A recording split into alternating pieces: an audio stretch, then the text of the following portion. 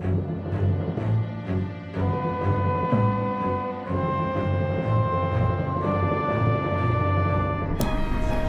to the second Demon Souls walkthrough. I'm your host, Richard Rodriguez, QA lead on Demon Souls.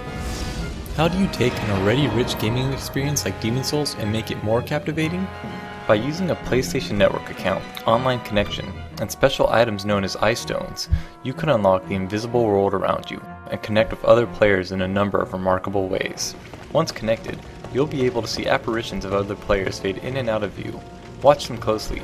They may lead you to hidden passageways or provide you with a much needed clue.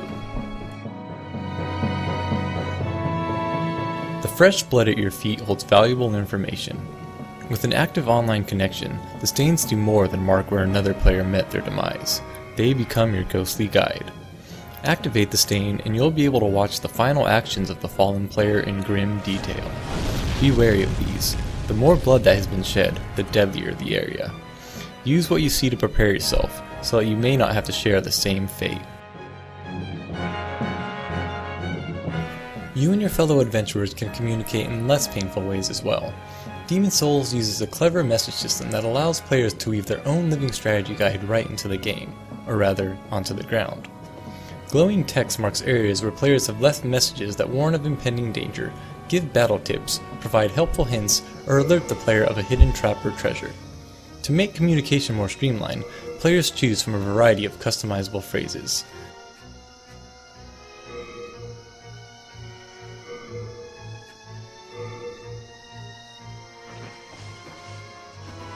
Be wary as you read these messages. Some may try to trick you.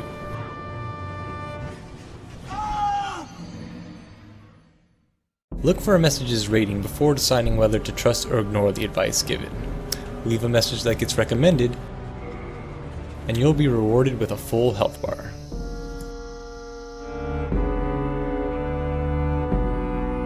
Under certain conditions, you can do more than just communicate with other players.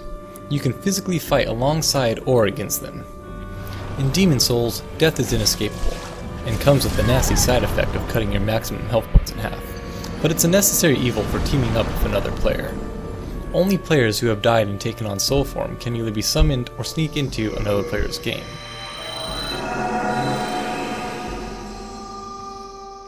There are only two things needed in order to display a soul sign: to be currently dead and to have a blue eye stone, which players obtain early on in the game. There's only one catch. When you place a soul sign in a stage, it will only be visible to players who have yet to defeat that stage's boss.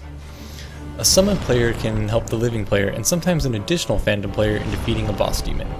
This allows the living player to defeat a creature he otherwise wouldn't be able to on his own, and allows the phantoms to regain their living bodies. This option is much easier than trying to defeat a monster while alone and in soul form, or using life restoring items, which are few and far between. Just remember, even with 3 players, monsters won't play nice.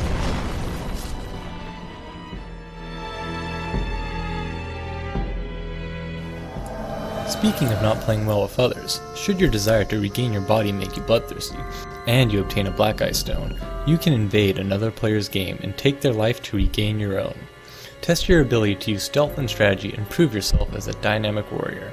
Be forewarned, your potential victim will be notified of your coming and won't go down easily. Remember, living players have maximum HP and can summon up to 2 phantom players for backup, while you'll have half your maximum HP and no extra help. The land itself will be against you too. If you die as a result of falling into a pit, succumbing to fire, or any other environmental hazard, you'll lose 1 stat point.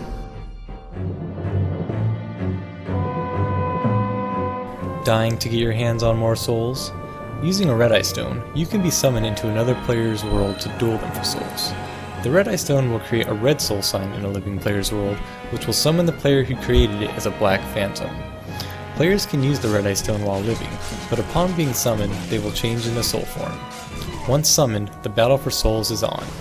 The defeated player will lose a soul level, while the winning player will earn the souls that were traded to the Maiden in Black to reach that level.